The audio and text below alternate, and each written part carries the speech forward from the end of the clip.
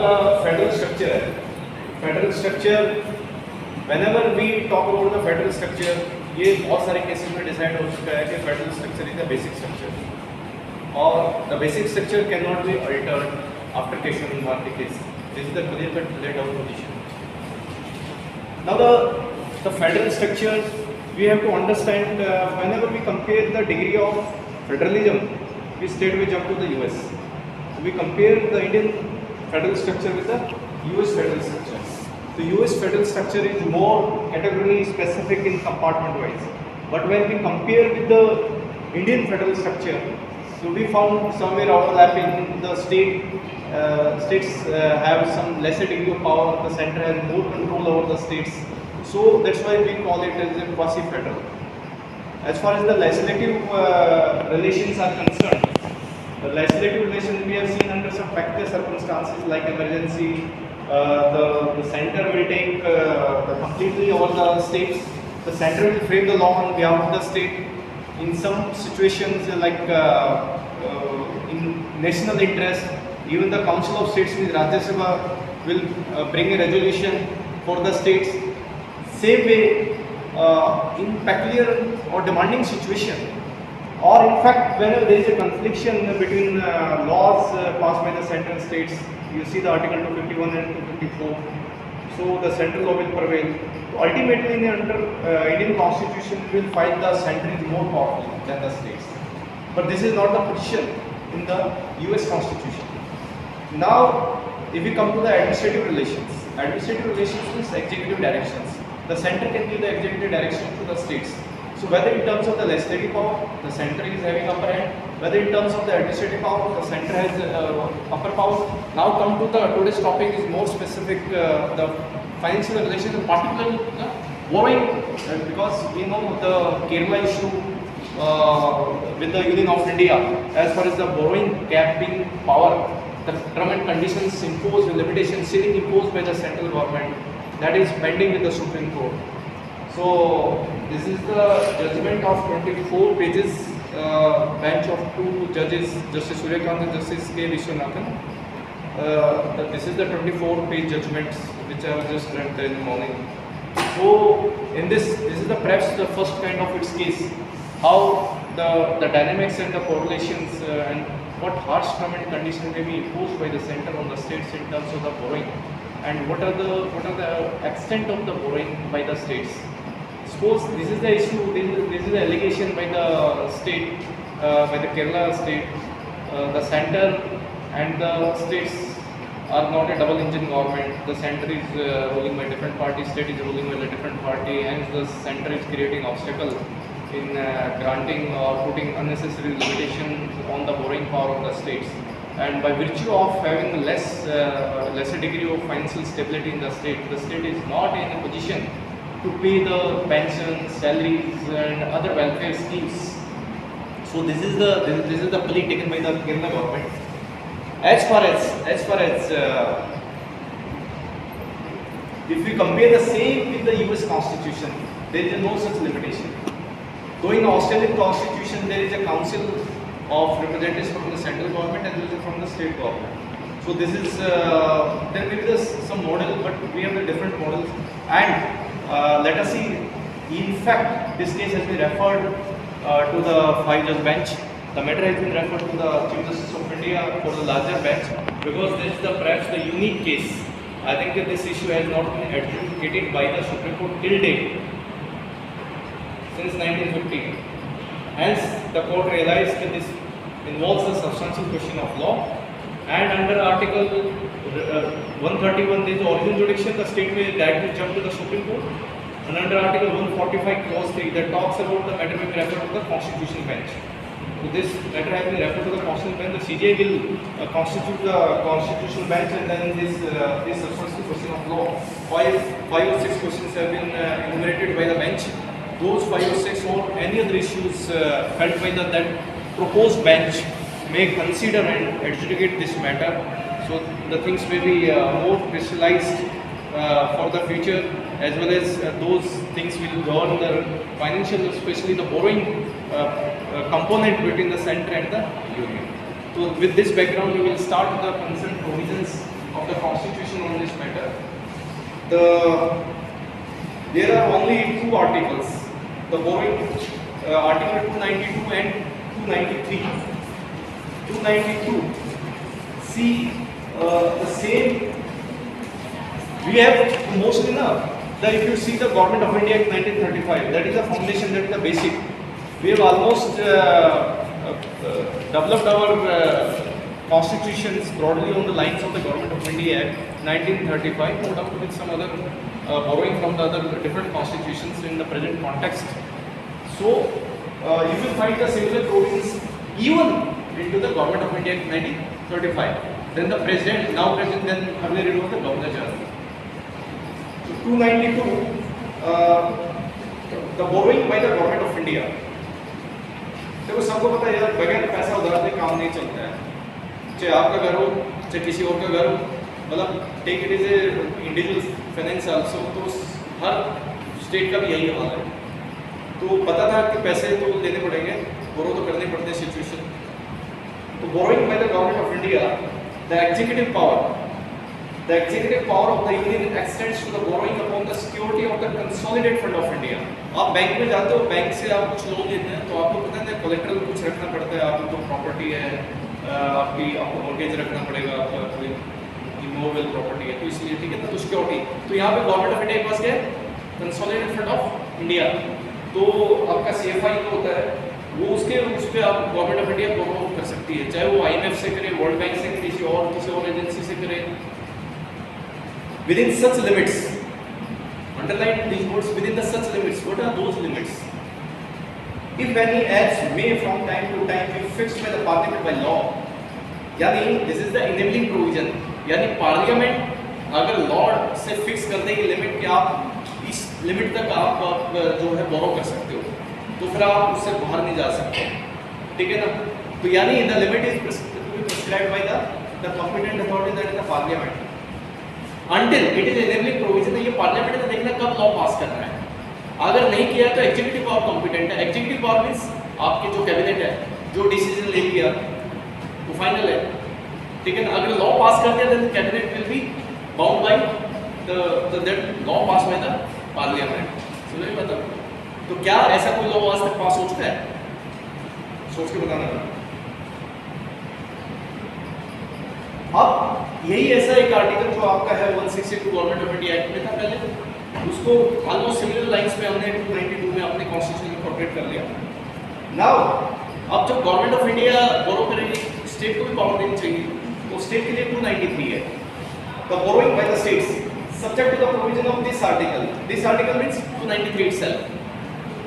The executive power of the state extends to the borrowing within the territory of India upon the security of the consolidated fund of state. Her state का अपना consolidated fund of state होता है, जैसे government of India के पास CFI होता है, consolidated fund of India, ठीक है। Within such limits, same verbatim जैसे उसमें था, if any acts may from time to time to be fixed by the legislature of the such states by law. तो यानी जब तक लॉ नहीं बनता है तो तब तक एग्जीक्यूटिव पावर कर सकती है, इट मींस अनलिमिटेड। लेकिन अगर लॉ पास कर दिया बाय स्टेट लेजिस्लेचर, अगर स्टेट ऑफ हरियाणा ने कोई बोरोइंग करनी है तो एग्जीक्यूटिव पावर तो कॉम्पिटेंट है, कैबिनेट कॉम्पिटेंट है। लेकिन अगर लॉ पास कर दिया स्टेट असेंबली ने, देन द एग्जीक्यूटिव पावर जो एक्सरसाइज करेंगे तो obviously that will be circumscribed by the law pass by the state legislature, उससे बाहर नहीं जा सकते। And to giving the guarantee within such limits if and so as so to be fixed. अब मैं बताता हूँ जो 292 हमने गवर्नमेंट ऑफ इंडिया को दे दिया इनेबलिंग प्रोविजंस पावर, ऐसे ही 293 में स्टेट्स में दे दिया। अगर आप देखेंगे जो आर्टिकल 292 है, इसमें अगर एंट्री 35 और एंट्री 37 अगर आप अपने 7th शेड्यूल में जाके देखें तो आपको वहाँ पे मिलेगा entry 35 the public debt of the union. तो क्योंकि आपको पता ही ना 7th शेड्यूल इंपावर करता है, लिस्ट डिमार्केटेड है यूनियन स्टेट और दोनों के लिए। अब एंट्री 37 फॉरेन लॉ अरेंज करना है, तो ये भी दोनों को पावर है।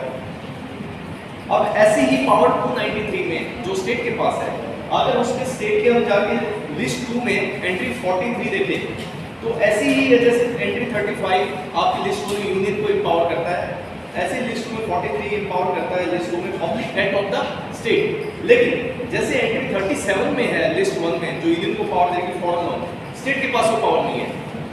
तो यानी आप जहां भी जो कंपैरिजन देखेंगे तो state you will find the state at the lesser position as compared to the central position.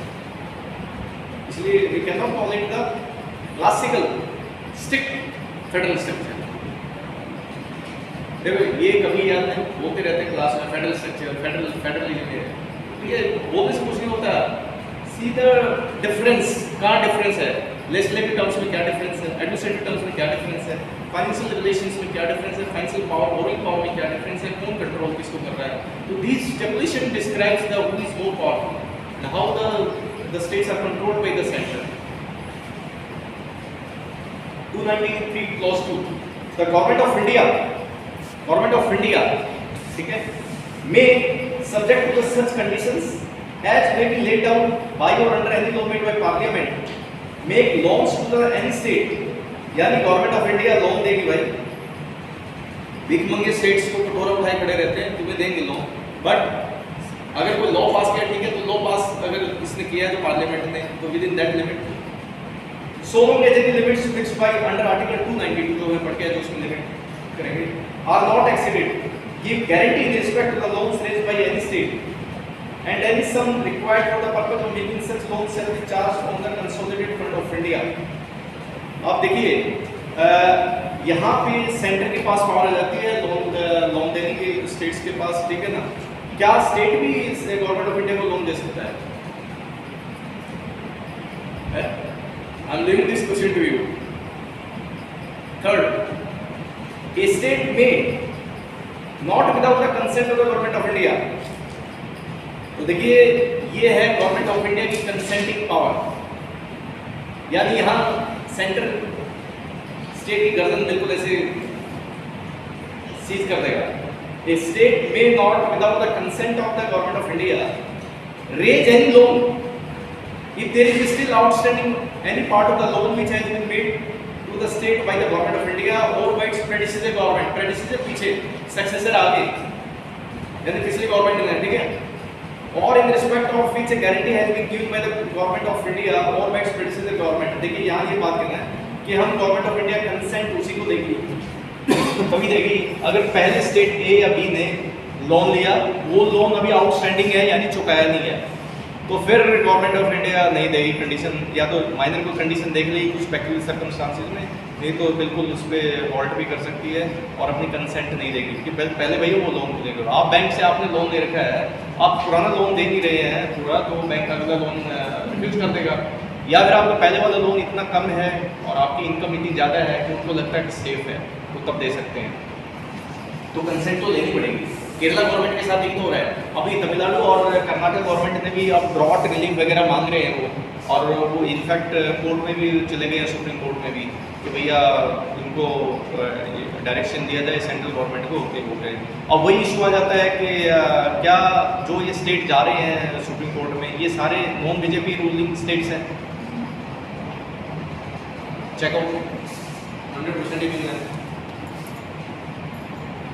अब जो फोर्थ है द कंसेंट अंडर क्लॉज 3, यानी 3 में जो कंसेंट लेनी पड़ेगी गवर्नमेंट ऑफ इंडिया से स्टेट को, may be granted subject to the such condition if any other government of India may think fit to impose. यानी जो टर्म और कंडीशन जो है, देखिए वो तो जो अमीर आदमी होता है, जो लोन देने वाला तो वही डिसाइड करता है ना कि किस टर्म एंड कंडीशन पे। आप बैंक को आप पूरी टर्म एंड कंडीशन डिफाइन करोगे, उनका एक स्टैट्यूटरी फॉर्मेट होता है कॉन्ट्रैक्ट का, एग्रीमेंट का, वो आपको साइन नहीं करना पड़ेगा, आप रखते हैं 20 पेज पर आप इमीडिएटली साइन करते हैं जो देखो, ठीक है ना। तो ये टर्म एंड कंडीशन आपका सेंटर डिसाइड करेगा। तो जब हम ये बात करते हैं ना, अगर मैं एक स्पेसिफिक क्वेश्चन आपको बताता हूँ कि भाई ठीक है, tell me the federal structure on the borrowing limits, or you can say the borrowing limitations or borrowing relations between the center and union as per the Constitution of India। आप साफ हो जाओगे, यही तो 2 आर्टिकल है इस पे, सुनाई बात आपको। तो इतना आपको इस तरीके से स्पेसिफिक पढ़ना चाहिए। अब मैं इसमें एक आर्टिकल देखा था, मैंने उसको थोड़ा सा डिस्कस कर लेते हैं। देखिए, तो मैंने बताया था क्या काफ़ी टाइम तक तो ये चलता रहा कि एग्जीक्यूटिव डायरेक्शन से ये चलता रहा, या फाइनेंस कमीशन होता है 280 में, तो फाइनेंस कमीशन की रिपोर्ट आती है। फाइनेंस कमीशन 6 ईयर्स के लिए होता है और वो उसके टर्म एंड कंडीशन जो रेवेन्यू शेयर्स होता है, सारा फाइनेंशियल ट्रांजेक्शंस और फाइनेंशियल रिलेशंस ऑलमोस्ट वहाँ से गवर्न होते हैं। तो मैं इसमें देख रहा था कि अभी उन्होंने क्या है कि जो लॉ पास किया है फिजिकल रिस्पॉन्सिबिलिटी, तो फाइनेंस कमीशन की रिपोर्ट आती है। फाइनेंस कमीशन 6 ईयर्स के लिए होता है और वो उसके टर्म एंड कंडीशन जो रेवेन्यू शेयर्स होता है, सारा फाइनेंशियल ट्रांजेक्शंस और फाइनेंशियल रिलेशंस ऑलमोस्ट वहाँ से गवर्न होते हैं। तो मैं इसमें देख रहा था कि अभी उन्होंने क्या है कि जो लॉ पास किया है physical responsibility budget management act 2003 और अमेंडमेंट किया उन्होंने बिल्कुल लेटेस्ट 2018 में। तो ये इतना एम्बिशियस सा है कि इसको रियलिस्टिक इम्प्लीमेंट नहीं किया जा रहा है। तो मैं मानता हूँ कि this is the portion which is less read, less discussed so far. आपको फाइनेंशियल रिलेशन, आपको लेजिस्लेटिव रिलेशंस में बहुत सारे केस लॉ मिलेंगे, काफ़ी कुछ रिटन मेटेरियल मिलेगा, लेकिन when we come to the this borrowing portion you will find a very less material, less discuss topic और क्वेश्चन पेपर में भी you will find very rare question on it. But ये बहुत important है देखा जाए तो फिजिकल रिलेशंस में। और अभी जो आपका चला हुआ है मैटर तो ये चलेगा और आने वाले टाइम में ये इश्यूज और भी रेज होंगे, पार्टिकुलरली तब जब सेंटर और स्टेट्स में गवर्नमेंट अलग अलग पार्टीज की होगी तो तभी इशू ज़्यादा होंगे। क्यों? उसका रीज़न क्या है? उसका रीज़न ये है कि अगर आप लोन रेज कर नहीं पाओगे, लोन रेज नहीं कर पाओगे, आपको पैसा नहीं होगा, तो आपके जो एम्प्लॉइज़ को टाइम पे सैलरी नहीं जाएगी, वो स्ट्राइक करेंगे। आपकी जो दूसरी वेलफेयर पॉलिसीज़ हैं, आपकी मनरेगा या दूसरी जो पॉलिसी सब्सिडी जो आपने देनी है वो टाइम पे नहीं मिलेगी, तो लोग नाराज़ हो जाएंगे और लोग नाराज़ होंगे तो क्या होगा, डेमोक्रेसी डिस्टेबलाइज हो जाएगी और आप you will be at the threat, लोग फेंक देंगे आपको बाहर ड्यूरिंग इलेक्शंस। तो इस तरीके से तो these are very important things.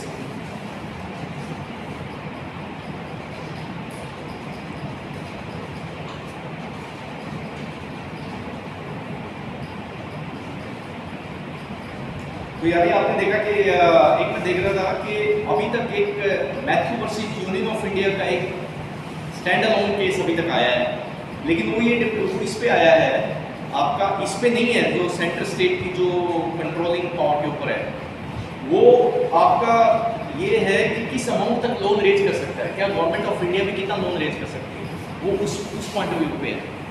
लेकिन इस पे नहीं है कि सेंटर किस एक्सटेंट तक कंट्रोल कर सकता है,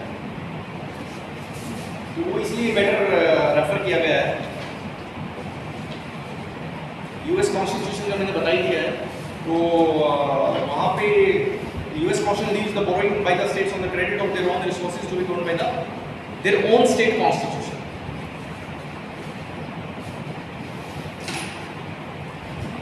एक मैं ये भी देख रहा था कि इसमें जैसे गवर्नमेंट ऑफ इंडिया इसकी आरबीआई की जैसे government of India ministry of finance department of expenditure the public finance state division, अब इन्होंने एक जैसे ऑर्डर निकाला और जो मैंने बताया ना 2018 में फिजिकल जो मैनेजमेंट वाला एक्ट में जो अमेंडमेंट किया है उसमें उन्होंने लिखा है कि आपका जो टोटल जो आपकी बोरोइंग होगी वो 60% से ज़्यादा नहीं होगी। आपके The central government is obligated to show the aggregate debt of the central government and the state government does not exceed the 60% of the gross domestic product by the end of the financial year। तो देखिए GDP नाम की चीज़ सुनी होगी आपने, gross domestic product, gross state domestic product, GSDP, central level में इसको GDP बोल देते हैं। तो आपकी जितनी भी प्रोडक्ट उसकी जो कंबाइंड वैल्यू जो बनती है, ठीक है, उसको जीडीपी बोलते हैं। हमें पता है यार, हम सारे लॉ स्टूडेंट्स हैं, टेक्निकली हम ज़्यादा नहीं जाएंगे, लेकिन we are more concern with the legal perspective. लेकिन हमें ये तो पता होना चाहिए कि ब्रॉडर सेंस में जीडीपी क्या होती है, ठीक है ना, डेफिसिट क्या होता है, इस तरह बेसिक टर्म्स पता होनी चाहिए। अब इसमें इन्होंने क्या निकाला कि इसमें 60% आ गया अमेंडमेंट में, ये क्या है, नॉट मोर देन 60%। अब गवर्नमेंट ऑफ इंडिया डिसाइड करेगी कि 40%, 50%, but can not go beyond 60%। तो मैं देख रहा था कि इसमें लिखा था certain media reports government of India allow the state to avail up to the 50% their borrowing requirement for the financial years। अब इसमें ये भी है कि जैसे पूरा फाइनेंशियल ईयर 12 मंथ्स का है तो ये 9 मंथ्स तक अलाउ करती है गवर्नमेंट ऑफ इंडिया। तो आप देखिए कैसे स्टेट के फाइनेंस को सेंटर कंट्रोल करता है। अब इसमें स्टेट गवर्नमेंट अपना पूरा रिकॉर्ड बना के भेजता है, और जो ओपन मार्केट बोरोइंग है उस पर भी लिमिट लगा दी। देखो ये इस तरीके से लेटर निकलते हैं। अब ये to the general manager RBI, और ये निकालते हैं internal debt management department, central government, central office साइज Bhagat Singh road Mumbai, government of India consent under article 293 clause थे। अभी 293 में हमने देखा कंसेंट लेनी पड़ेगी, और 4 क्लॉज में क्या था, term and condition of the Constitution of India for raising open market borrowing OMB, open market borrowing by the states during financial year 2020 to 21। तो इस तरीके से सेंट्रल गवर्नमेंट निकालती है और वो बताती है कि भाई आप इतनी इस लिमिट तक बोरोइंग कर सकते हैं। आगे ये मैं सिर्फ इसलिए पढ़ रहा हूँ तो मैं हकीकत में पता लगे कि कैसे इंप्लीमेंट होते हैं चीज़ें। I am directly to refer the reference जो ऊपर लिख रखा है, as about to inform that it has been decided by the competent authority government of India to accord the consent to the state government under article 293 clause 3 of the Constitution of India to raise open market borrowing on the basis of 50% of the net borrowing ceiling fixed for the year as per the next year। Next year में आगे बताऊंगा। यानी एक state को empower कर दिया कि आपका टोटल जीडीपी इतना है, उसका 3% आप बोरो कर सकते हो।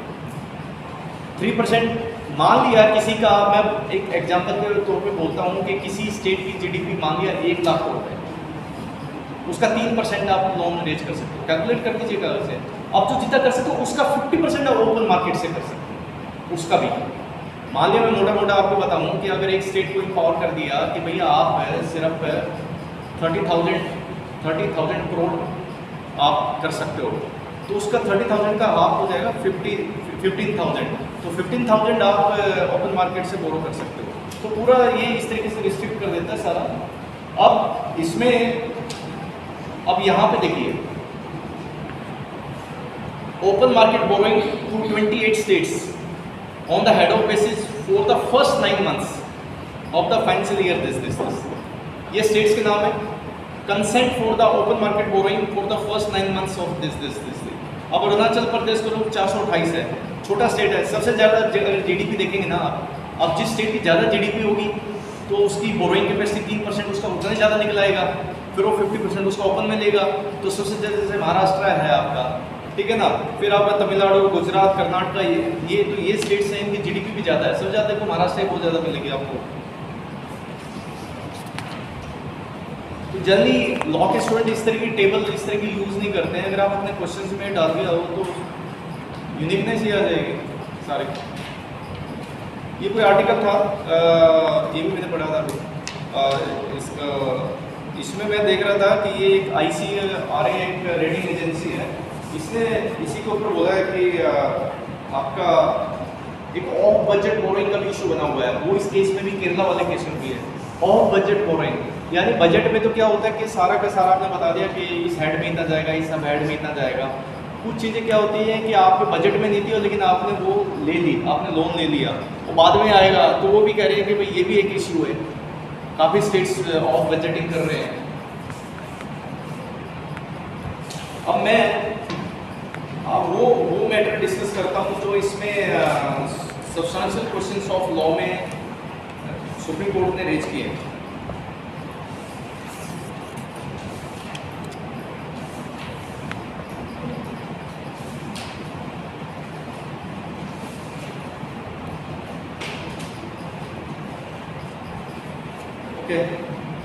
ये 6 पेज पे सब्सटेंशियल क्वेश्चन ऑफ लॉ ये मार्क किए हैं। What is the true import and interpretation of the following expression contained in Article 131 of the Constitution? If and insofar as the dispute involves any questions whether of law or facts on which the existence or extent of the legal rights depends. तो 131 तो original जुडिक्शन है, आप देखोगे अपने constitution जाके 131, 132, 133, 134, ठीक है ना, सिविल मैटर्स, क्रिमिनल मैटर्स, ये ओरिजिनल जुडिक्शन है जहाँ पे आप सीधा सुप्रीम कोर्ट जा सकते हैं स्टेट्स सेंटर के साथ या स्टेट वर्सेस स्टेट या सेंटर के साथ एक दो स्टेट और अलग से कोई स्टेट पार्टिकुलर, ठीक है।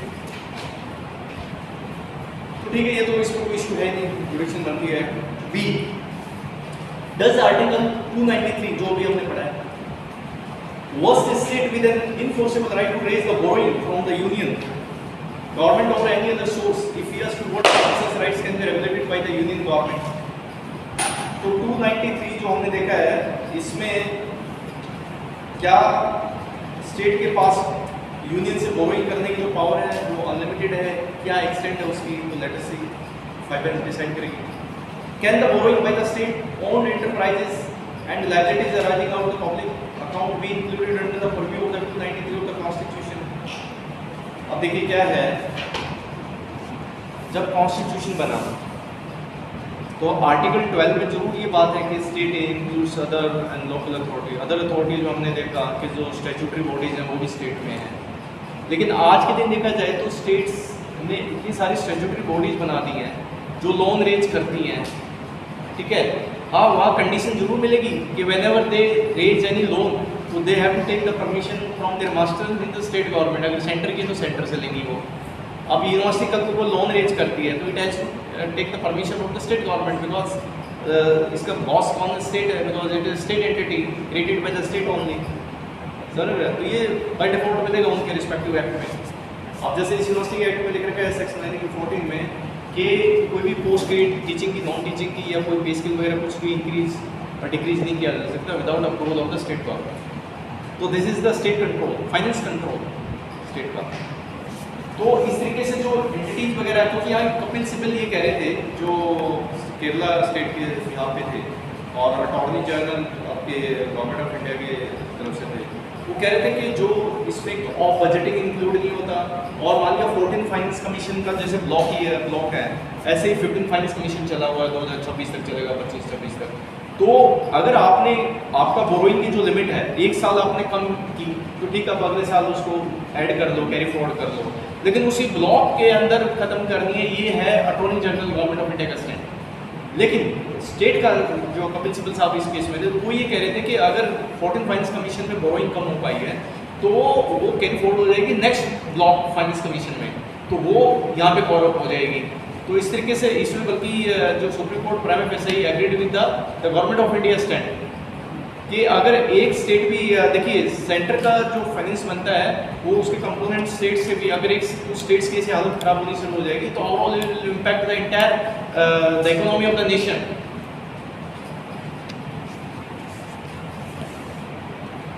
D. So what is the scope and extent of the judicial review of such by this court with respect to the fiscal policy? अब कोर्ट फाइनल बेंच ये भी फैसला करेगी कि जो fiscal policy of the state है कि उसमें कितना इंटरफेरेंस हो सकता है थ्रू जुडिशियल रिव्यू, और it should be left completely to the legislature और the executive domain.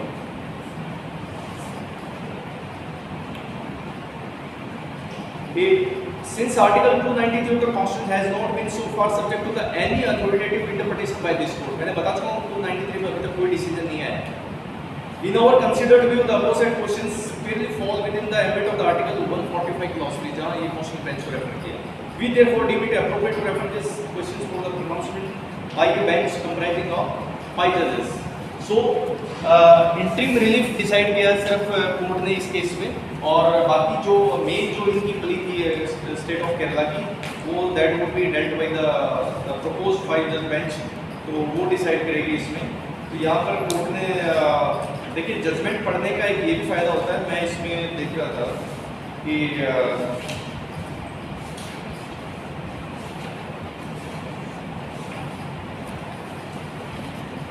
The globally acknowledge, चाहे वो किसी भी देश की जुडिशरी है, the golden principle correctly known the triple test. What are those triple test? एक केस डिसाइड करने से पहले are followed by the courts across the jurisdiction of the prerequisite before a party can be mandatorily injuncted to refrain from doing a particular thing. These 3 cardinal factors that are deeply embedded into the Indian jurisprudence as well. What are those 3 cardinal principles? पहला, the prima facie case. पहले तो prima facie case बन भी रहा है, नहीं बना है तो उसी में फेंक देंगे केस को। prima facie case क्या है? मतलब पहली नज़र में ही लग रहा है कि कुछ सब्सटेंस है केस में, तो देन आगे बढ़ा जाए। Otherwise it amounts to wastage of judicial time. Likely to succeed in the final determination case, ऐसा लग रहा है कि जो पेटिशनर है अपने केस में सफल हो सकता है, कुछ केस मेड आउट बन रहा है, तो पहला तो ये प्राइमा फेसी केस देखा जाएगा। दूसरा, बैलेंस ऑफ कन्वीनियंस। अब ये चीजें आपको बुक्स में नहीं मिलेंगी, ये आपको जजमेंट पढ़ोगे तो तभी मिलेगी। तो balance of convenience such that prejudice likely to be caused to the plaintiff due to rejection of the interim relief. अगर interim relief हमने अभी रिजेक्ट कर दिया तो plaintiff को बहुत नुकसान हो जाएगा। क्या will be higher than the increments the dependent में face if relief is so granted. अगर रिलीफ ग्रांट कर दिया तो क्या डिपेंडेंट को ज़्यादा नुकसान हो जाएगा गवर्नमेंट ऑफ इंडिया को? तो देखना पड़ेगा किसका वेटेज भारी, कौन सा ज़्यादा नुकसान हो जाएगा अगर। तो ये this is called balance of convenience. Third, irreparable injury. Irreparable injury यानी जिसकी भरपाई नहीं हो सकती कभी एक बार ये अगर ये हो गया, which means if the relief is not granted, the plaintiff will face irreversible injury that cannot be compensated in monetary terms. तो कोर्ट ने कहा भी कि जो जहाँ फाइनेंशियल लॉस नहीं हुए थे तो बोला इसको तो रिकॉर्ड किया जा सकता है। अब जैसे मैं एक मकान की बात करता हूँ, अगर आपने एक इंजेक्शन लेना है कि भाई म्यूनसिपल कॉर्पोरेशन वाले डेमोलिश करने के लिए आ गए हैं और आपने प्रॉपर्टी इंजेक्शन चाहते हो आप कि इसको रोका जाए, तो उस समय कोर्ट इरपेरेबल इंजरी ये देखेगा कि एक बार मकान गिर गया और कल कोई बंदा केस जीत गया तो इसको तो इरपेरेबल लॉस हो गया, मकान तो गिर गया, वो केस जीत गया तो फायदा क्या है। तो कोर्ट फिर उस केस में क्या करेगा कि प्रोविटरी इंजेक्शन दे देगा, इंट्रीम ऑर्डर दे देगा म्यूनसिपल कॉर्पोरेशन में कि not to demolish the house till the further order. So बात एक ऐसा कोई जाता है मैंडेटरी इंजेक्शन के लिए, म्यूनसिपल कॉर्पोरेशन जाती है कि नहीं इसका घर गिराना है, ऑर्डर दे दो, तो that would be on the higher pedestal. समझ रहे हो जो मैं कहना चाह रहा हूँ? तो ये आपके प्राइवेट फसाई case, balance of convenience, irreparable injury, ये सारी चीज़ें केस करके तब आप इंटरिम रिलीफ कोर्ट डिसाइड करता है। तो विद दिस टुडेस टॉपिक जो होगा